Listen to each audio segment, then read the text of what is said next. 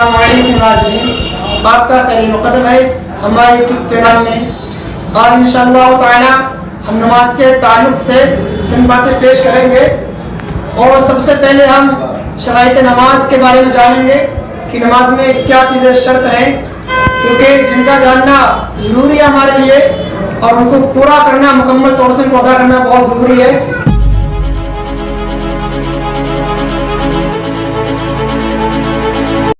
تو آئیے حضرات، جو شرائط نماز ہے اس کی وضاحت سنتے ہیں بازبانی شمشیر صاحب جی، فرمائیں۔ السلام علیکم ورحمۃ اللہ تعالی وبرکاتہ۔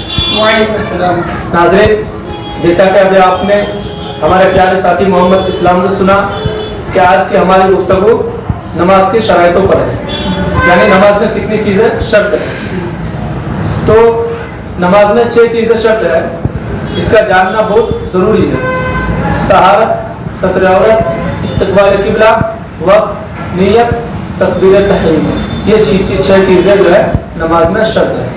یعنی شرائط نماز 6 ہیں، تو حضرات آپ اس بات کو نوٹ کر لیں اور ان کو یاد کر لیں کہ شرائط نماز 6 ہیں، کیونکہ ان کا جاننا بہت ضروری ہے۔ ہمارے اکثر بھائی، ہماری خواتین اس سے بہت ہی دور ہے، ان باتوں سے ناواقف ہے کہ نماز میں کیا شرائط ہے۔ تو جو ہماری پہلی شرط ہے طہارت، تو جناب اس پہ وضاحت فرمائیں۔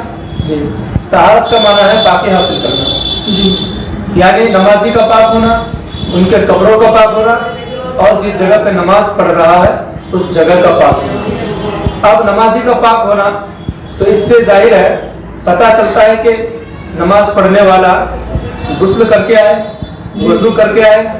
تو اب ہمیں دیکھنا ہے کہ غسل کیسے کرنی ہے۔ تو آپ پہلے یہ جانیں، غسل میں 3 چیزیں فرض ہیں۔ کلے کرنا، جی، یعنی فرائض غسل ہاں 3 ہیں۔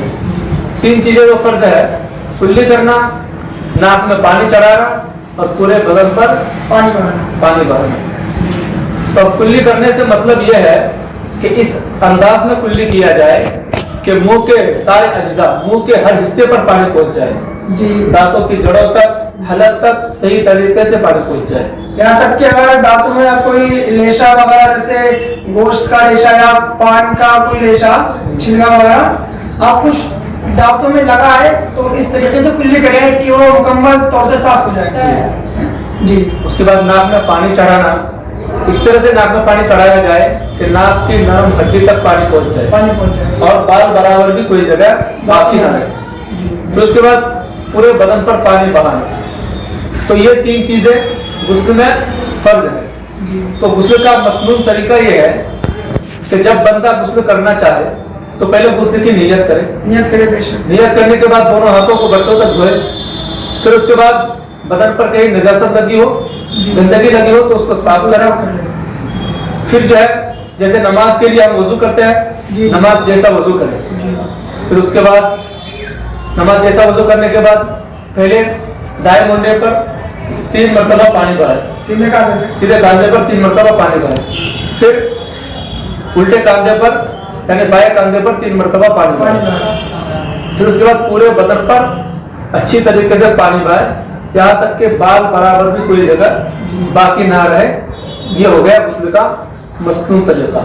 اگر آپ کے جسم میں ایک بال کے برابر جگہ باقی رہ گئی، یا کوئی ایک بال بھی آپ کے جسم کا باقی رہ گیا تو وہ پانی سے نہیں دکھ پایا، تو آپ کا غسل نہیں ہوگا۔ تو مکمل طور سے غسل کریں اس طریقے سے کہ ہمارے جسم کے سارے روم کے جسے ہم بولتے ہیں وہ بھی اچھے طریقے سے دکھ جائے۔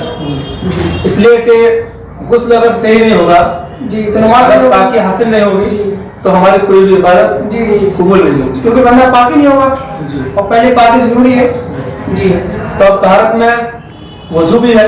جی، وضو بھی ہے اس میں۔ تو اب وضو کرنے کا، وضو میں 4 چیزیں فرض ہیں، یعنی وہ فرائض وضو 4 ہیں۔ آپ اس کو یاد کریں کہ شرائط نماز 6 ہے، فرائض غسل 3 ہے، اور فرائض وضو 4 ہے۔ جی، تو فرائض وضو جو ہے 4 ہے۔ پہلے نمبر پہ ہے پورے چہرے کو دھونا، بال جمنے کی جگہ سے لے کر ٹھڈی کے نیچے تک، ایک کان کی لو سے دوسرے کان کی لو تک۔ پھر دوسرے نمبر پہ دونوں ہاتھوں کو کوہنیوں سمیت دھونا مکمل طریقے سے۔ फिर उसके बाद चौथा ही सर का मसा करना, फिर उसके बाद दोनों पाँव को टखनों समेत धोए। अब वजू का मसनून तरीका ये है कि पहले हम वजू की नीयत करें जी नियत करने के बाद बिस्मिल्लाह पढ़कर दोनों हाथों को गठ्ठों तक धोए। जी 3 मरतबा फिर उसके बाद कुल्ली करें, जी मिसवाक हो अगर हो तो मिसवाक भी करें जी जी और बेहतर होगा। जी नाक में 3 बार पानी चढ़ाए।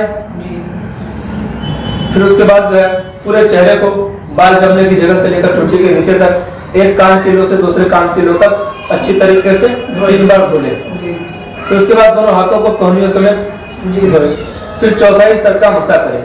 तो मसा करने का मसनून तरीका मैं आपको बता दूं कि मसा करने का मसनून तरीका ये है कि हम पहले 3 उंगलियों को आपस में दोनों हाथों की 3 उंगलियों को मिलाएंगे। जी ये शहादत की दोनों उंगलियों को छोड़कर और अंगूठा छोड़कर इन तीनों को मिला लेंगे। अब हमारी जो छोटी उंगली है सबसे, उन दोनों उंगलियों को सर के ऊपर से पीछे तक बुद्धि तक ले जाएंगे। जी अब ये तो दोनों उंगली हो गई, अब बची ये दोनों उंगलियां और जो है दोनों हथेलियां। जी अब इसको सर के पीछे हिस्से से लेकर आगे तक ले आएंगे। बैक लाइए। हाँ, आगे तक ले आए। अब रही दोनों शहादत की उंगली, तो शहादत की उंगली की पेट की तरफ से हम कान के अंदर का जो मसा कर लेंगे। जी जी अब ये रहा दोनों अंगूठा, तो अंगूठे के दोनों पेट से कान के बाहरी हिस्से का हम मसा कर लेंगे। अब दोनों हाथों की जो पीठ है, जो हथेली की पीठ हमारी पीठ है, हिस्सा हमारा। पीठ के हिस्से से हम जो है बुद्धि का मसा कर लेंगे। याद रहे कि गले का मसा ना होता है। जी जी तो ये रहा मसा करने का मसनून तरीका।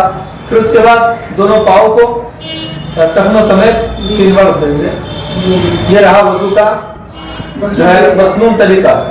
तो आप समझिए कि हमारा जो है वजू मुकम्मल हो गया और ये तहारत जो शराइत नमाज में से पहले नंबर पे है, ये हमारा पूरा हो गया। नमाज की पहली शर्त मुकम्मल हो गई तुम्हारा, और जो उसकी शर्त आती है दूसरी जी सत्र औरत, तो जरा उस पर वजाहत फरमाएं मुकम्मल तौर से। सत्र औरत जो शराइतों में दूसरे नंबर पे है। जी सत्र औरत से मतलब यह है कि मर्द को नाक के नीचे से लेकर घुटनों तक छुपाना, जी और औरत के लिए चेहरा, हथेली और पाँव के तलुओं को छोड़कर पूरा बदन जो है उसके लिए सत्र औरत है। ये पूरा बदन उसको छुपाना जरूरी है। और जैसे जनाब एक चीज देखता हूँ मैं, अक्सर और बेशतर जो है पाई जाती है जो हमारी खवातीन इस्लाम है, जी तो जब वो नमाज अदा करती है तो जो अपने सर पे दुपट्टा ओढ़ती है, जी तो वो दुपट्टा ऐसा होता है कि उनके बाल नजर आते हैं। तो ऐसी हालत में क्या उनकी नमाज होगी या नहीं? जी ऐसे वक्त में उसकी नमाज नहीं होगी। जी औरतें अगर ऐसा दुपट्टा ओढ़कर नमाज पढ़े जिससे उसकी बालों की स्याही चमकी हुई तो उसकी नमाज नहीं होगी। नमाज नहीं होगी। उसको चाहिए कि वो ऐसा कपड़ा ओढ़कर नमाज पढ़े जिससे उसके बालों की स्याही ना छुप जाए। हाँ, बाल अच्छी तरीके से छुप जाए। तो ये सत्र औरत हुआ। जी इसके बाद हमारी शर्त आती है तीसरी, इस्तक़बाल क़िबला। जी जी वजाहत फरमाएं। इस्तक़बाल क़िबला से मतलब यह है कि इंसान जब नमाज पढ़ने का इरादा करे तो किबले का रुख होकर नमाज पढ़े, यानी उनका चेहरा जो है किबले की तरफ हो। और जैसे मसला आता है अगर कोई बंदा कहीं सहरा में है या कहीं मैदान में है, उसको पता नहीं कि क़िबला किस तरफ है, जी तो वो नमाज वहाँ कैसे अदा करे? जी उसके लिए है कि अगर कोई ऐसा शख्स हो उसके पास जो ये उनको ये बता दे कि किबला फला तरफ है, यानी कोई बताने वाला हो उसको, जी कोई बताने वाला और हो। वो उससे दरियाफ्त करे, मालूम करे। और अगर ऐसे मकाम पर है जहाँ पे कोई बताने वाला नहीं, खुद उसको मालूम नहीं कि किबला किधर है, तो फिर उसके बाद उसको ये हुक्म है कि दिल जिधर जमे, जिधर उसके दिल में आए कि इधर किबला है, तो उस तरफ रुक करके नमाज पढ़ ले। फिर अगर इसके बाद उसको पता चल जाए या कोई बता दे कि किबला तो दूसरी तरफ है, मैंने जो नमाज पढ़ी है तो वो तो दूसरी तरफ रुक करके नमाज पढ़ी है, तो इसमें कोई हर्ज नहीं, इसकी नमाज हो जाएगी। ये नमाज हो जाएगी। जी अब इसके आगे हमारी शर्त आती है वक्त। तो वक्त से क्या मुराद है जनाब, वजाहत फरमाएं। जी शराइत की चौथी किस्म वक्त है। जी वक्त। वक्त से मतलब यह है कि हम जो नमाज पढ़े तो नमाज को नमाज के वक्तों पर अदा करें। जी मसलन अभी हम जोहर की नमाज अदा करेंगे, तो अब जोहर का वक्त शुरू हो गया है, तो अब अगर हम नमाज पढ़ेंगे तो ये सही है जोहर की नमाज हम जोहर के वक्त में पढ़ लें। कि वो जो वक्त है वो ज़ोहर का है। जी और अगर हम जोहर का वक्त अभी शुरू नहीं हुआ है उसी वक्त हम नमाज पढ़ लें। जी जी जब जैसा कि फजर की नमाज थी, अब उस वक्त हम गए जाके जोहर का वक्त करके हम नमाज पढ़ना शुरू कर दिए। जी जी तो ऐसा नहीं होना चाहिए, यानी नमाज के वक्तों पर अदा करना चाहिए। जी ये है वक्त का मतलब। जी। और इसके आगे हमारी शर्त आती है नियत। जी। तो इससे क्या मुराद है जनाब, वजाहत फरमाएं। पहले तो आप ये समझे कि नियत कहते हैं दिल के पक्का इरादा। पक्की इरादे में, जी बेशक। तो शख्स जब नमाज पढ़ने के लिए निकलता है तो दिल में यही इरादा रहता है कि अभी मैं जोहर या असर की नमाज पढ़ूंगा। जी जी बेशक। तो अब जबकि दिल में हमारा इरादा है कि हम जोहर की नमाज पढ़ने के लिए निकले, जोहर की नमाज पढ़ने के लिए खड़े हुए, तो अब उस पर जरूरी नहीं है कि वो दिल से पूरी नीयत को कह ले, इस जबान से। हाँ, जबान से कहना जरूरी नहीं है। हाँ, अगर जबान से कह लिया तो बेहतर है, मुस्तहब है। जी, अगर जैसे अरबी जबान में नियत करना जी या उसके अलावा जो दीगर जबान है जी उसमें नियत करना, तो इनमें डिफरेंस है या फिर बंदा को जो आसानी लगे कर सकता है जिस जबान में? जी जी, जो शख्स को देखे नमाजी को, उसको जिस अंदाज में उसको आसानी हो, जिस जबान में उसको आसानी हो उसमें वो कह सकता है, उसमें कोई हर्ज नहीं है। ये कोई अरबी में खास नहीं है। अरबी में खास नहीं कि अरबी में करना चाहिए, यहाँ तक कि जबान से कहना अफजल है, चाहे किसी लैंग्वेज में हो, किसी जबान में हो, वो कह सकते हैं। दिल का सच्चा इरादा उसी के नाम नियत है। इरादा है तो नियत तो आपकी होगी। जी जी। उसके आगे हमारी शर्त आती है तकबीर तहरीमा। जी, तकबीर तहरीमा से मतलब ये है वो तकबीर जिससे हम नमाज शुरू करते हैं, यानी नमाज की पहली तकबीर को तकबीर तहरीमा कहते हैं। जी, जो तकबीर कह के हम जो हाथों बांधते हैं। जी जी, ये नमाज में शर्त है। जी। तो हजरात आपने देखा कि जनाब शमशेर भाई ने शराइत नमाज वजाहत के साथ बयान फरमाए और आपने समाअत फरमाए, और आप हजरात इन तमाम शराइत को लिख लें और इस वीडियो को अच्छे से सुनें कि इसमें क्या मसाइल बयान किए गए, उनको आप याद करें ताकि आपकी नमाज दुरुस्त हो सके, आपको शराइत अच्छे से याद हो सके, आप उनको मुकम्मल तौर से अदा कर सकें। और ये हमारी वीडियो शायद नमाज के बारे में थी।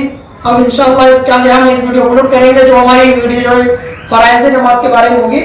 तो इंशाअल्लाह फराइज़ नमाज हम वजाहत से आपके सामने पेश करेंगे। और अगर आपको कहीं भी कोई सवाल हो या कुछ पूछना हो तो आप कमेंट में अपना सवाल पेश करें, इंशाअल्लाह ताला हम जवाब देने की कोशिश करेंगे पूरी।